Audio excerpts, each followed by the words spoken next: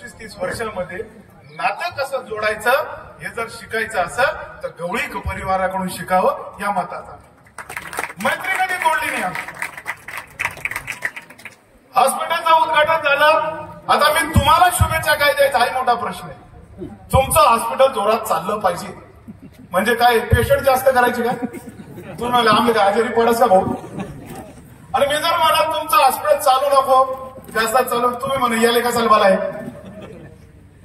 खरं म्हणजे एखादा पेशंट जो आजारी पडतो आजारी पडल्यानंतर जो दुःखात रडावर चेहऱ्यावर जो आसू असतात आल्यानंतर तो डॉक्टर जेव्हा त्याची ट्रीटमेंट करतो आणि त्या हॉस्पिटलमधून जो हसत जातो तो खरा डॉक्टर यशस्वी आहे असं माझं मत आहे.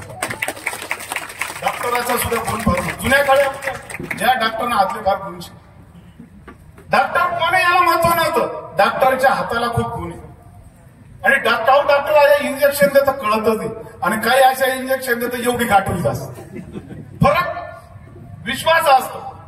खरं म्हणजे दादा तुम्ही नाशकात लोकांची सेवा करतात.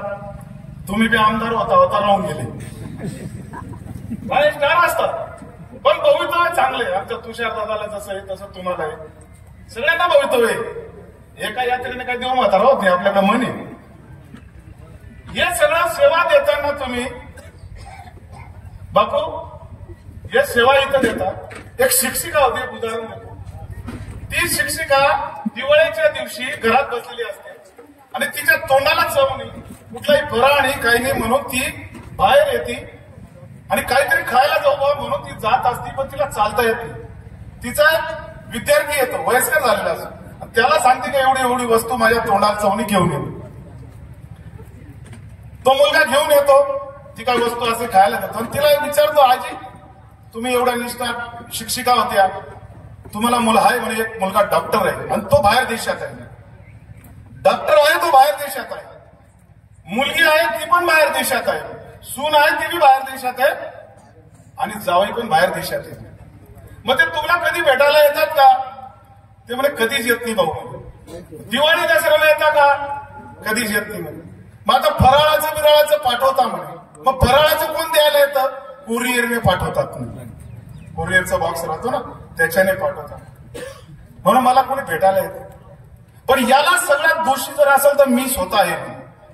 नाही असं कस का पण मी शिक्षिका होती. मी भूगोल शिकवायची. त्या भूगोलमध्ये मी त्याला सगळे देश शिकवले पण भारत देशच शिकवला गेला आणि मग तो भारत देश सोडून तिकडे गेला. इथं सेवा द्यायला थांबला नाही. तुमचे आई वडील असे नशिबान होते तुम्ही नशिबान आहे दादा की तुमच्या आई वडिलांनी तुम्हाला भूगोल शिकवला भारत देश शिकवला महाराष्ट्र शिकवला नाशिक जिल्हा शिकवला म्हणून तुमची सेवा या नाशिक जिल्ह्यातल्या लोकांना भेटते ही खरं अभिनंदन.